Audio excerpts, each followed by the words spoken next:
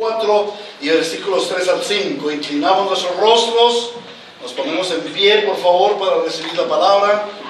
Nos ponemos de todo nuestro ser, espíritu, cuerpo, alma, mente, corazón, fuerzas, para estar delante de la palabra del Señor. Amado Rey Redentor, nuestro Espíritu Consolador, Dios de los cielos y de la tierra, el Supremo Señor de todos los siglos de los cielos. Amado Jesús, que tu vida diste por nosotros en la cruz. Espíritu Santo, que tabernaculizas en nosotros. Tú eres Dios único, soberano y eterno, y digno de supremas alabanzas.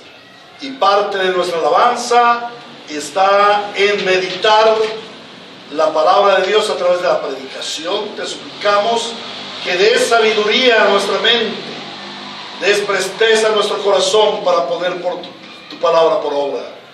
En el nombre de Jesús edifica la iglesia, convierte al pecador, trae salvación, pero sobre todo asiste a este hombre que incapacitado acude a ti para pedir tu fuerza y tu poder para predicar rectamente la palabra de Dios. Esto lo oramos en Cristo Jesús para gloria de tu nombre. Amén y amén. Mateo capítulo 24 versículos 3 a 5 dice: más tarde estaba Jesús sentado en el monte de los olivos cuando llegaron los discípulos y le preguntaron en privado: ¿cuándo sucederá eso? ¿Y cuál será la señal de tu venida y del fin del mundo? Tengan cuidado de que nadie los engañe, les advirtió Jesús. Vendrán muchos que usando mi nombre dirán: yo soy el Cristo, y engañarán a muchos. Palabra de Dios. Muy bien, hermanos. Todo ser humano, todo hombre, todos los hombres tenemos un gran enigma sobre el futuro. Siempre tenemos preguntas como: ¿qué pasará? ¿Cómo será dentro de 2, 5 años? ¿Qué traerá? ¿Qué me deparará el futuro? ¿Cómo será el cielo? ¿Cómo será el infierno? Frecuentemente incluso hasta me preguntan: pastor, ¿y en el cielo yo voy a conocer a mi mamá, o voy a conocer a mi esposa, o voy a conocer a mis hijos? ¿Me hacen preguntas?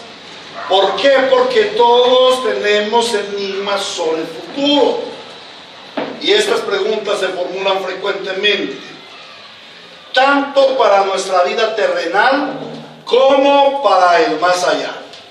Y digo el más allá porque para los no creyentes es el más allá de la muerte. ¿Qué hay más allá de la muerte?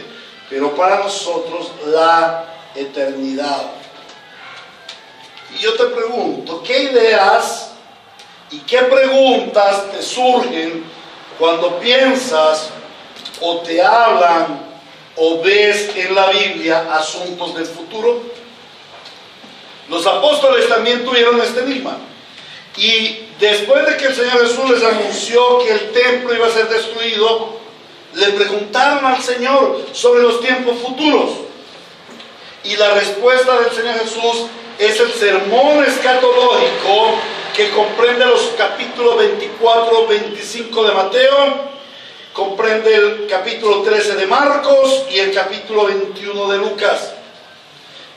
Para conocer realmente lo que vendrá en el futuro, debemos conocer lo que el que conoce el futuro nos revela sobre el futuro. ¿Se aprendieron a leer cosas? Para poder nosotros conocer lo que realmente vendrá en el futuro, debemos conocer lo que el que conoce el futuro. ¿Quién conoce el futuro? Dios, Cristo. Entonces debemos conocer lo que el que conoce el futuro nos revela. nos da a conocer sobre el futuro. El único que nos puede hablar del futuro es Cristo el Señor, es la palabra de Dios. A veces queremos que el pastor nos hable del futuro, y a veces el pastor tiene sus ideas propias del futuro, o sus conceptos que le enseñaron en el seminario. Tiene sus conceptos personales. No, Señor, nosotros debemos venir al que conoce el futuro para que nos revele el futuro. En el pasaje que el Espíritu Santo nos ilumina en esta mañana, veremos el fundamento con el cual debemos acercarnos a la revelación escatológica. Este sermón va a ser como un edificio. Entonces, un edificio se comienza con un fundamento, con unas bases, ¿cierto? Y a partir de esas bases, las columnas y los ladrillos, las diferentes capas van formando el edificio. Entonces, hoy nos vamos a ver el fundamento con el cual debemos acercarnos a la revelación escatológica del Señor Jesús. Oído, a la revelación escatológica del Señor Jesús. El sermón, no he dicho el título, el sermón se titula Jesús advierte del engaño futurológico. Jesús advierte del engaño futurológico. Y pongan atención a este término, estoy hablando del engaño futurológico. Mientras que el Señor Jesús nos da la revelación escatológica. Hay una diferencia abismal. Entonces, ¿cuál es el fundamento que nos da el Señor para poder entender la teología de los tiempos del fin? Cuidado que no los engañen. Porque como es algo que va a suceder, y como en la Biblia hay tantos textos que nos hablan al parecer de formas diferentes, no hay diferencia, todas son complementarias, ¿cierto? Entonces, o de maneras difíciles de interpretar. Entonces la gente dice, no, es que hay el futuro tal o tal o tal. El Señor dice, no se dejen engañar. Cuidado, tengan cuidado de que nadie los engañe. Entonces la base, el fundamento para construir nuestra teología de los tiempos del fin, o escatología que se llama, es no dejarnos engañar. El principio del Señor, no se dejen engañar. Y esto es lo que hoy vamos a contemplar en dos partes que nos da el texto. En primer lugar vamos a ver la enigmática pregunta sobre el futuro, y en segundo vamos a ver la advertencia sobre el engaño futurológico. Vamos pues a mirar la enigmática pregunta sobre el futuro. Dice el Señor allí en el versículo 3: más tarde Jesús estaba sentado en el monte de los Olivos, cuando llegaron los discípulos y le preguntaron en privado: ¿cuándo sucederá esto? ¿Y cuál será la señal de tu venida y del fin del mundo? Entonces vamos a reubicarnos, como es costumbre, en la escena del texto. Vamos a viajar a la escena del texto. Es como se debe interpretar la Biblia. ¿Saben una cosa?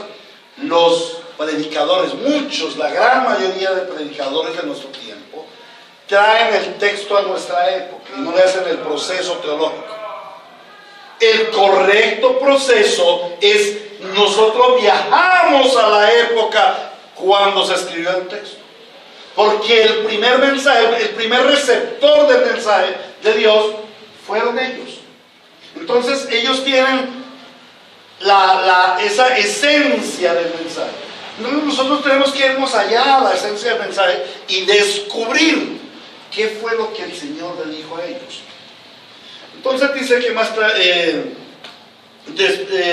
vamos a viajar a la época del texto. Dice: después de haber confrontado a los jefes del templo y los fariseos, en medio del bullicio de multitudes que le seguían, ahora el Señor busca su lugar privado, su lugar de oración y de reposo, el monte de los olivos. Y allí se retira para estar en privado con sus discípulos. Entonces miramos, el Señor Jesús está en medio del bullicio. La gente allí, los cambistas, los que vendían corderos, palomitas, en fin, y Él llega y tumba todo eso, les dice: mi casa es casa de oración, pero ustedes la han convertido en cueva de ladrones. Entonces se vienen los jefes del templo y dicen: ¿usted qué está haciendo? ¿Por qué? ¿En nombre de quién hace estas cosas? Y se forma allí el asunto y el Señor les expone una serie de cosas, les hace llamado de atención a los fariseos. Y finalmente les dice que la casa les va a quedar desierta. Y luego, como ya lo vimos hace 8 días, los discípulos, los apóstoles vienen y le preguntan: Señor, y mira el templo, ¿cómo así que esto va a quedar desierto? No. Y Él les explica. Entonces, en ese caminar, Él va hacia el monte de los olivos, hacia el huerto de los olivos. ¿Qué era el huerto de los olivos para el Señor Jesús? Era su lugar de oración, su lugar íntimo, ese lugar aquietado donde Él iba a tener tiempos de oración. Pero recordemos, también era el lugar donde Él tenía tiempos particulares, tiempos independientes, tiempos íntimos con sus discípulos. Y para los discípulos, tanto los 12, como los 70, como los 5,000, como nosotros hoy en día, es un privilegio estar a solas con Jesús. Los discípulos siguieron al Señor para estar a solas con Él. ¿Por qué? Porque tenían preguntas válidas. Las preguntas son válidas. Yo he enseñado en las clases de seminario, de instituto: no hay preguntas tontas, hay tontos que no preguntan. Las preguntas son válidas. El Señor jamás le dijo a Pedro o a Juan, aunque le haya preguntado cualquier cosa, le dijo: deje de hacer preguntas bobas, hombre, entienda las cosas, ¿no?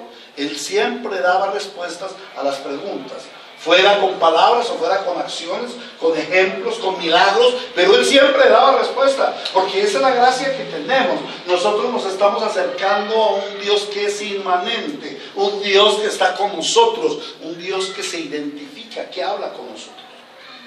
Entonces los discípulos tenían esas preguntas y ellos querían estar a solas con el Señor.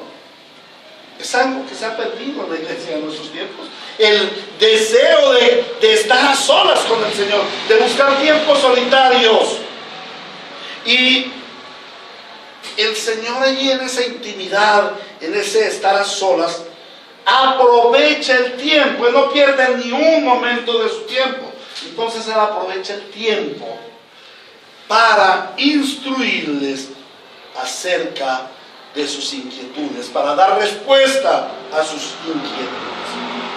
Hermanos, qué privilegio tan grande tenemos en estar en intimidad con el Señor. ¿Para qué? Para recibir sus bendiciones, para recibir sus instrucciones, para recibir sus enseñanzas. Y yo tengo una pregunta: ¿estás buscando y aprovechando ese tiempo a solas con Dios? Una de las funciones de la iglesia es supervisarnos entre todos nosotros. Y hoy quiero hacerles una pregunta de supervisión, amados hermanos.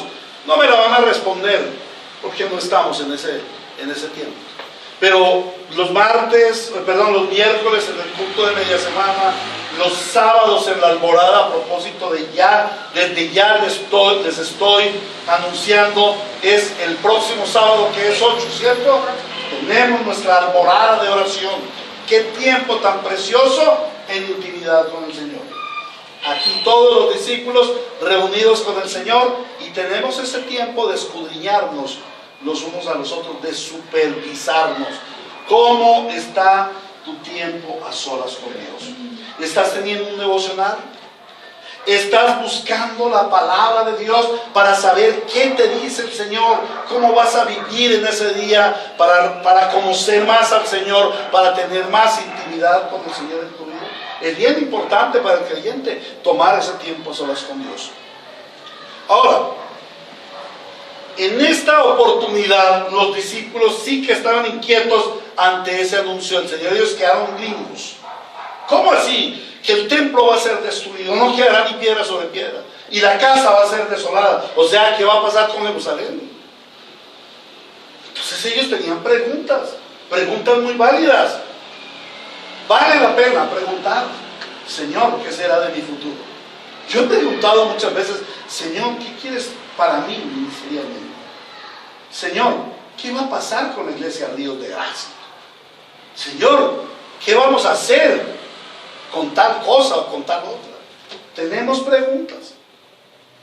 El problema de las preguntas es a quién se las hacemos, porque depende de a quién se las hagamos viene la respuesta. Por eso dice el Señor por allá en el Salmo 1 que no podemos caminar el camino de los pecadores, ni andar el consejo de los malos, ni sentarnos en la silla de los escarnecedores. Si yo voy y le pido consejo malo, pues su consejo va a ser malo. Si yo le voy a pedir un consejo al hombre, va a ser consejo de hombre. Pero si yo vengo a Cristo, a la intimidad, a preguntarle las cosas, Él me las va a responder. Porque Él es íntimo conmigo. Y Él usa su palabra, como lo usó con sus discípulos para responderle las inquietudes. Entonces los discípulos vienen, pero no vienen todos. Hay unos representantes, hay 4 representantes. Todos tenían la inquietud: ¿cuándo serán estas cosas y cómo van a suceder y qué señales veremos? Y yo me imagino a Tomás pegándole a Jacobo y Jacobo el menor dándole allá a Santiago. ¿Quién le va a preguntar al hombre? ¿Quién va a ir a donde el maestro a preguntarle? Entonces Marcos 13:3 dice que Pedro, Jacobo, Juan y Andrés le preguntaron. Fueron ellos a preguntarle en privado. ¿Y cuál es la pregunta? La misma que tenemos nosotros. ¿Cuándo sucederá esto? ¿Y cuál será la señal de tu venida y del fin del mundo? Esta pregunta muestra la preocupación de los apóstoles por el futuro. Y Cristo le revela lo que sucederá. Pero ellos quieren saber el cuándo y el cómo. En realidad este tema no era nuevo para ellos. Era un tema que ellos podían tratar ampliamente. ¿Por qué? Primero porque era un tema de su religión. Para los judíos era parte importante el aspecto escatológico, porque el pueblo judío fue un pueblo de fe. Abraham, el padre de la fe, por la raíz de Abraham, ellos tuvieron fe, les impartió la fe y el Señor les dio fe todo el tiempo. Y dentro de esa fe, el Señor les envió profetas. Y los profetas hablaban de los tiempos por venir. Parte de su profecía hablaba de los tiempos por venir. Recuerdan de los 4 elementos de la profecía: primero, la evidencia del pecado; segundo, las consecuencias del pecado; tercero, el llamado al arrepentimiento; y cuarto, la esperanza, el evangelio. Siempre en la profecía del Antiguo Testamento siempre había evangelio, siempre había esperanza. Entonces aquellos profetas hablaban de la esperanza venidera.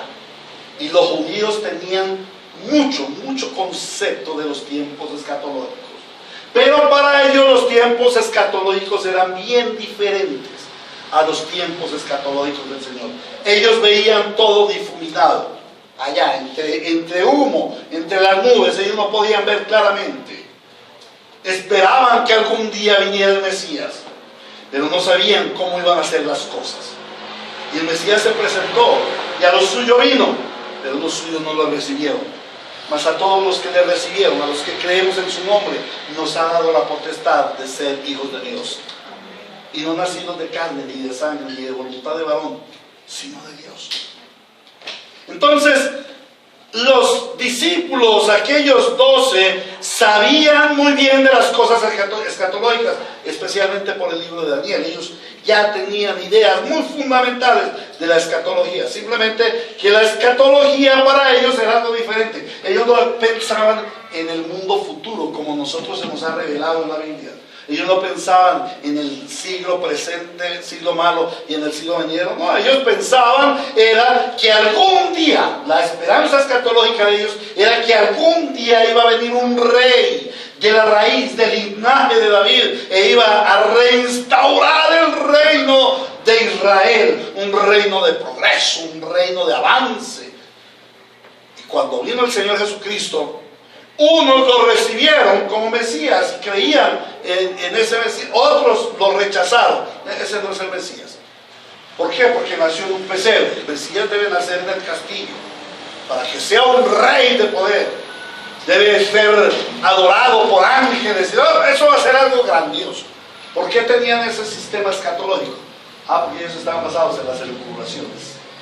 Los otros que creyeron en Jesús como Mesías estaban basados en las Escrituras y vieron que en él se estaban cumpliendo las profecías que iban a ser en la ciudad de Belén, de una mujer virgen, una doncella, una mujer virgen que iba a ir a Egipto, y todo eso se cumplió en él. Todas las profecías del Antiguo Testamento se cumplieron en él. Entonces ellos tenían la idea de que Jesús iba a ser ese rey. Entonces él iba en un momento dado, iba a conformar un ejército poderoso. No sé cuántas naciones pensarían ellos que se les iban a unir. Egipto, no sé quién, Siria, e iban a derrotar al Imperio Romano. Y ese rey, en este caso Jesús, ese rey Mesías, iba a instaurarse en el reino. Y si el asunto era que se iba a derribar el templo, era porque el Señor Jesús iba a hacer otro mejor. Y iba a ser un castillo en donde ellos iban a estar, iban a reinar, iban a mandar. Esa era la forma como ellos miraban. Y por eso ellos decían que querían saber cuándo iba a suceder eso. ¿Y cuándo serán estas cosas, Señor? Porque es que nosotros no estamos viendo nada. No vemos nada. Yo no veo todavía el ejército. No veo las carrozas, los caballos, las armas, los guerreros. Tú no has ido a Egipto, no has ido a Siria, no has ido a Arabia para reunir los ejércitos y darle en la cabeza a los romanos. Esa era la perspectiva que ellos tenían del reino venidero. Esos eran los intereses que ellos tenían. La pregunta que ellos hacen: ¿y cuándo serán estas cosas y qué señal tendremos de tu venida? Es porque ellos estaban seguros de que cuando el Señor Jesús instaurara su reino, unos iban a estar a la derecha y otros a la izquierda. Ministro de Estado, ministro de Economía y Finanzas, ministro de Gobierno, ministro de Salud, de todo. Ahí iban a haber ministros, los que manejaban el Sanedrín, todo. Entonces ellos iban a tener posiciones importantes, iban a tener billetico. Por eso estaban tan interesados en cuándo sucederá esto y cuál será la señal de tu venida y del fin del mundo. Pero notemos algo: ellos no tuvieron en cuenta las profecías que ya repetidas veces le había dicho el Señor Jesús. ¿Cuál era la profecía que el Señor Jesús le había dicho a aquellos discípulos? Es necesario que yo vaya a Jerusalén y sea entregado a los judíos, ¿cierto? Ellos no le preguntaron: Señor, ¿y cuándo es que vas a ir a ser entregado a los judíos? Y a ser azotado y a sufrir de mano de ellos. Ellos no dijeron nada. Porque ellos no estaban mirando escatológicamente como Cristo les estaba enseñando la escatología, sino ellos estaban mirando escatológicamente como ellos se la imaginaban. Y de ahí viene la respuesta del Señor Jesús: tengan mucho cuidado de que nadie los engañe, les advirtió. Tengan cuidado de que nadie los engañe. Y eso nos lleva al segundo punto: la advertencia sobre el engaño escatológico. El Señor Jesús conocía el corazón y los pensamientos de los discípulos. Él sabía que esa pregunta la estaban haciendo porque estaban engañados por las tradiciones y por su misma forma de pensar sobre el futuro del reino. Por eso les dice, cuidado, cuidado muchachos, que no sean engañados sobre las cosas del porvenir. Es que, hermano, nosotros tenemos un corazón engañoso respecto al futuro. Y tenemos un pensamiento mundanal. Yo recuerdo que hace algunos años alguien fue a la iglesia y predicó para tomar los diezmos y las ofrendas, y tomó por allá no sé de dónde un texto y dijo que Dios estaba en el cielo, creo que fue Juan 14, que Dios estaba en el cielo haciéndonos una casa, pero que Él nos hacía esa casa dependiendo de los materiales que nosotros le mandáramos. Que si dábamos buen billetico en la iglesia, entonces Él nos iba a dar una casa mejor. Y si poníamos buen billete, a lo mejor cuando llegáramos al cielo íbamos a encontrar un castillo. Pero si enviábamos poquito o no enviábamos nada, íbamos a vivir en una chocita. Y entonces así engañaban a la gente. Mire esa escatología. ¿Cuántas personas se quedaron con esa mentalidad? Y cada vez que llevan su diezmo, Señor, ahí van unos ladrillitos de oro para la casa, esperando a ver, y después empiezan a sembrar para la casa de sus hijos, y entonces se convierten en mormones, ¿cierto? Oh, hermanos, esto es terrible. Esa escatología se ve mucho en las iglesias, y cada uno se forma su elucubración. Y a veces estamos nosotros por ahí sentados en el bus y pensamos en el cielo. Ay, yo he hecho muchas cosas buenas aquí. El trabajo, el ministerio, yo he sido un buen papá. Eso cuando yo llegue allá donde el Señor me va a recibir con los brazos abiertos y me va a tener una gran casa. Y yo y quizás un Ferrari último modelo, bacano. Y el Señor, ¿para qué ha permitido todas esas invenciones? Computadores, internet, eso es porque en el cielo va a haber de todo eso. Vamos a vivir cómodos. ¿Y será que en el cielo vamos a tener a Rocky de mascotica? ¿Será que ella sí va a estar? Y tenemos esas elucubraciones. Esa es nuestra vana manera de pensar. Hermanos, la primera advertencia del Señor es: cuidado que nadie los engañe, especialmente tú. Especialmente tú, nuestro corazón es engañoso en todo sentido, pero especialmente en esas cuestiones del futuro. Tenemos nuestra idea porque algún día el pastor dijo algo. Algunos estaban durmiendo cuando yo dije lo de la casita y el castillo, y oyeron y ay, después se volvieron a dormir y van a llegar a la casa. Oye, el pastor hoy predicó que si nosotros enviamos buenos diezmos, el Señor nos va a hacer una buena casa, quizás un castillo. De ahora en adelante voy a empezar a diezmar fuerte, para que cuando lleguemos allá yo encuentre mi castillo. Y la gran mayoría de gente, al cantar el himno Calles de Oro, Mar de Cristal, aquella canción, entonces ellos piensan, uy, vamos a llegar a uy, ¿cómo serán esas calles de oro? Y ese mar de cristal, eso debe ser bien bonito. ¿Y nosotros a dónde estaremos? ¿No? Y los 12 árboles y el río y todas esas cosas. ¿A dónde? No, chévere. No, señor, esa no es la centralidad de la escatología. ¿Cuál es la centralidad de la escatología, hermanos? Cristo el Señor. Allá no vamos a mirar que las calles son de oro y el mar de cristal y las puertas de perlas preciosas. No, allá vamos a mirar el fulgor de Cristo, aquella luz admirable. Eso es lo que vamos a mirar. Pero tenemos elucubraciones personales. Entonces, así muchos, por tener sus elucubraciones personales, han caído en tentación del diablo y han formulado tesis apocalípticas, han predicho fechas y han hecho desviar a muchos. ¿Saben de dónde proceden los falsos testigos de Jehová?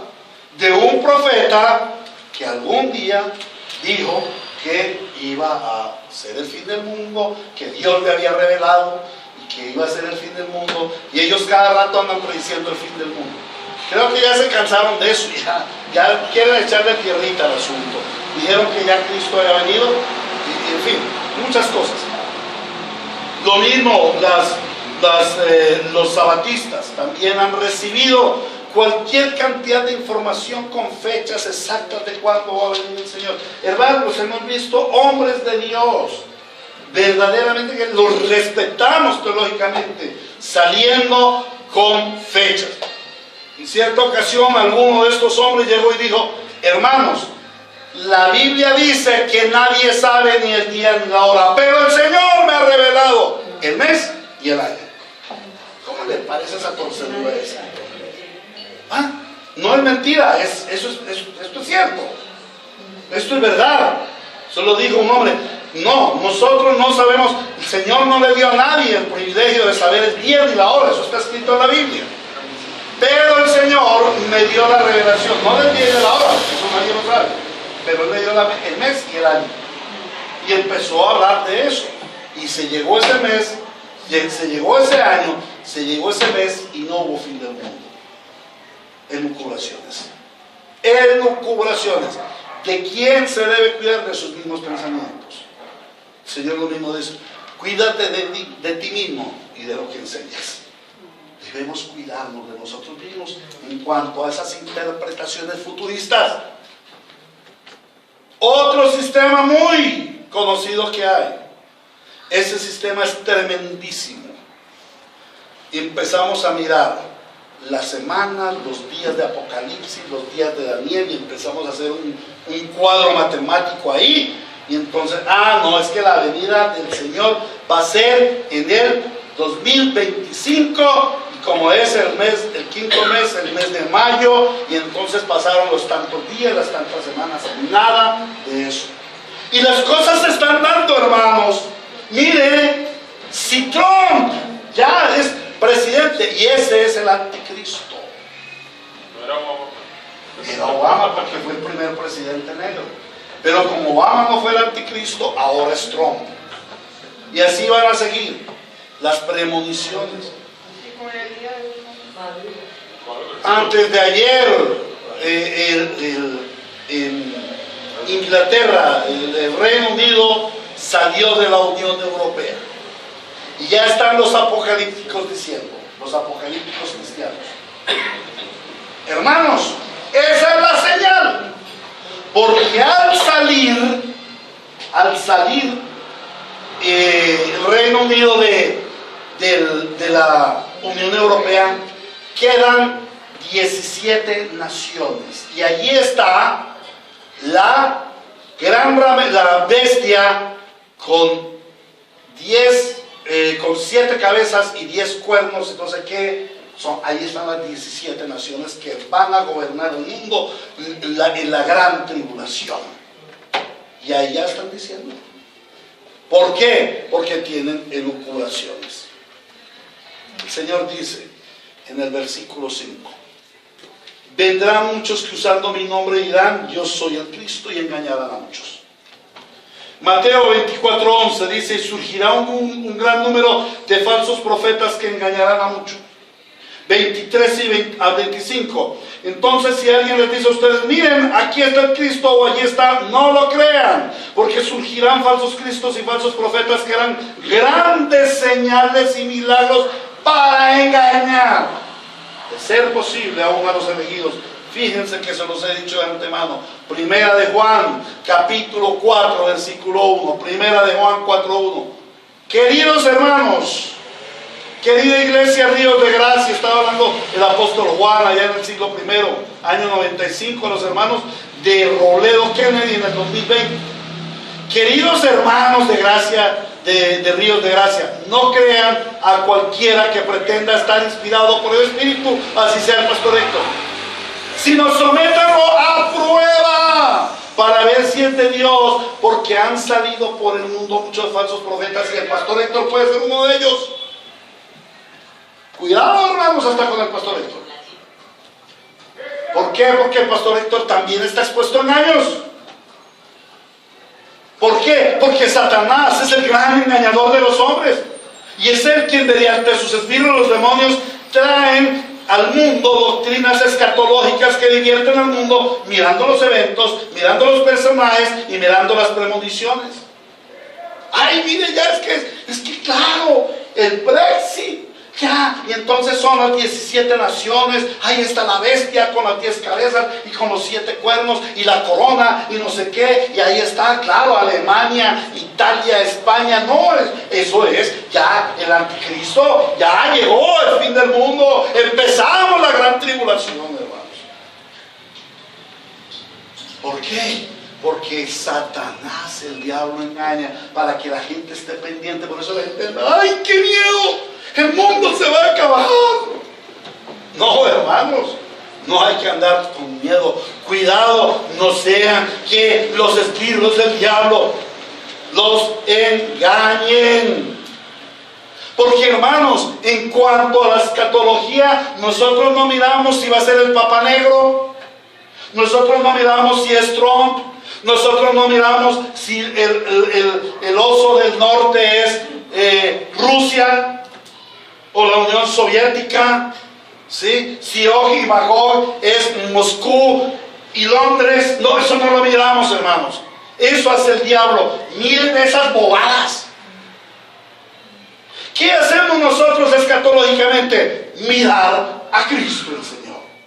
Mirar a Cristo el Señor. El diablo viene a divertir a la gente con todas esas bobadas para que desviemos nuestra mirada de Cristo.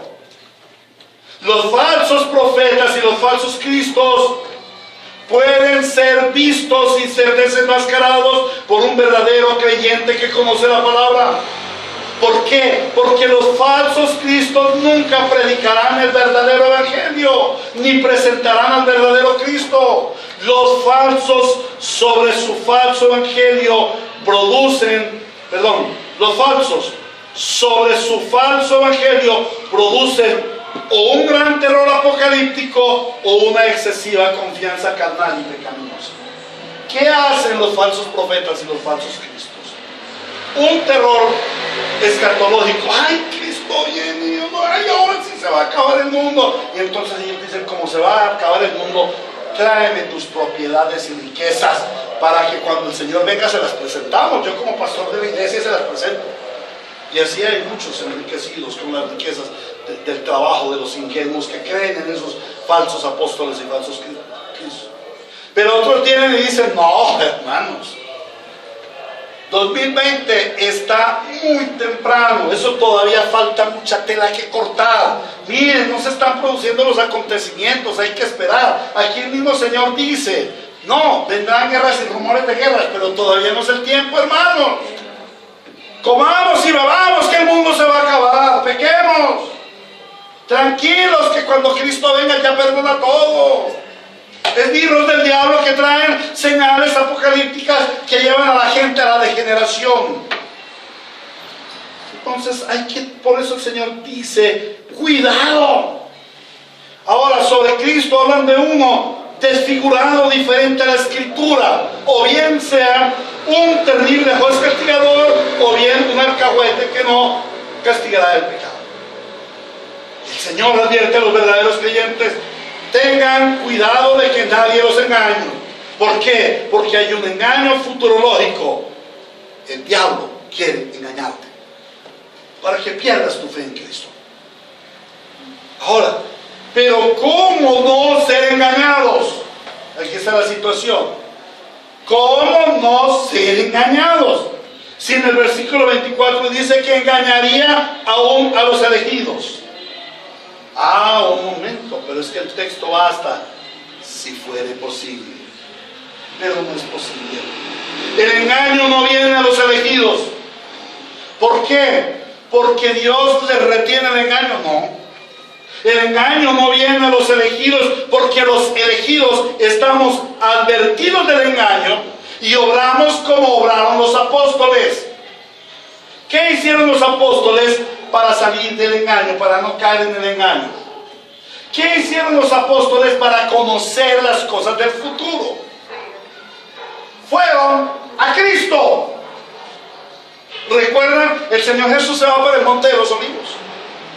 ¿Y ellos qué hacen? se van detrás del Señor Jesús a preguntarle cómo era que iba a ser el asunto escatológico. Eso es lo que nosotros debemos hacer: correr a Cristo. Correr a Cristo. Y entonces ellos le dicen: Señor, dinos tú. Y eso es lo que nosotros debemos preguntar: Señor, dinos tú, ¿qué es lo que va a suceder? Dinos tú en tu palabra, ¿qué es lo que va a suceder? Señor, vemos muchas señales, guerras y rumores de guerras. La semana pasada, terremotos en 7 lugares del mundo. Los incendios se está quemando. A Trump lo van a reelegir. El Brexit. Todas esas son señales del fin. Señor, ¿cuáles son las señales? Él se las va a decir posteriormente, lo que vamos a estudiar en los siguientes sermones. Pero ellos acuden a Cristo: Señor, dinos tú por tu palabra cuándo sucederá esto. Y Señor, ¿cuándo? ¿Qué señales tendremos? ¿Qué significa qué señales tendremos? Que ellos confiaban en la providencia de Dios. Entonces nosotros vamos a ser instruidos por la providencia de Dios acerca de cuándo serán estas cosas y cuándo serán las señales, sin necesidad de hacer elucubraciones, sin necesidad de hacer conexiones. Las 70 semanas de Daniel, los 3 años y medio, los no sé qué, la gran tribulación, la ramera, es que la ramera es la religión católica, pero es que no sé qué, y Obama y eso. Nada de eso. Veremos las señales y el Señor nos dirá: estas son las señales, hijo. Esto es de lo que yo hablé allá en Apocalipsis. Esto es de lo que yo hablé allá en Mateo. Esto es lo que yo dije en Marcos. Los hijos de Dios no tenemos temor a esa futurología del mundo. Esa futurología de la cual nos advierte el Señor: cuidado, no sean engañados. Nosotros no dirigimos nuestra interpretación escatológica por eventos o personajes o fechas o ajustes forzados con los eventos cotidianos del mundo, sino con lo que nos dice Cristo, la revelación de Dios, que es su palabra, y los eventos de su providencia interpretados conforme a las Escrituras. Esa es la forma como un verdadero creyente no llega a ser engañado. Amén. Ahora, ¿a qué conclusión debemos llegar? Hermanos, el estudio de este pasaje nos conduce a no estar inquietos sobre los tiempos del fin. Hermanos, qué inquietud tan tremenda entre cristianos sobre los tiempos del fin. Llegamos a cualquier iglesia y el pastor allá se para: Cristo está cerca. El viernes en la noche se finiquitó el Brexit. Hubo más incendios allá en Australia, terremoto en Puerto Rico, la siguiente en caer será la gran ramera de Nueva York. Ahí están los papas y los curas pederastas. Todas esas son señales del fin. Eso predican muchos de los llamados pastores. ¿Qué hace la gente? ¡Ah, qué miedo! Y él les dice: traigan sus ofrendas, llenen mis arcas. Oh, no, hermanos, este pasaje nos debe conducir a no estar inquietos sobre los tiempos del fin, sino a estar reposados. Nos conduce a tener fe. Quiero saber de los tiempos del fin, estudiaré la palabra y estudiaré la palabra. Quiero saber sobre los tiempos del fin, conoceré la palabra, los hechos providenciales de Dios, y cuando empiecen a suceder, que no son ni Obama, ni el Brexit, ni nada de eso por el estilo, ni la agenda LGBTI, ni los famosos, bueno, hoy en día salen tantas cosas. Nada de eso nos va a mover, porque nosotros tenemos fe. Tenemos seguridad de que Dios ha determinado estos tiempos finales conforme a su perfecta voluntad. Y Él no nos ha dejado de revelarlos. Él no nos ha revelado en la Biblia y en la providencia. No para producirnos miedo, sino gran gozo y esperanza. En segundo lugar, esta enseñanza debe conducirte a que no caigas en el engaño futurológico, haciéndote elucubraciones de los tiempos del fin, imaginaciones, ¿cuándo será? O dejándote llevar de cualquier viento de doctrina de los falsos profetas y los falsos cristos. Conoce la verdad escatológica que Cristo nos revela mediante su palabra y discierne las señales conforme a su providencia.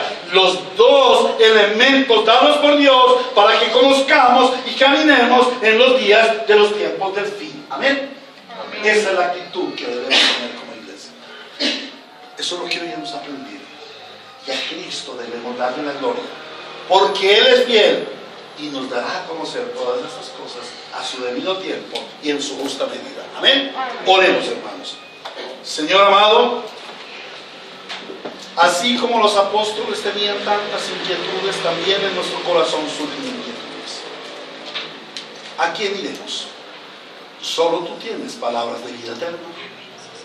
¿Qué hicieron los apóstoles? Correr a ti y decirte: dinos, Señor. Y entonces tú dices: cuidado que los engañen. Hoy, Señor, hemos aprendido que debemos tener un gran cuidado de ser engañados. Hay muchos engaños que han salido.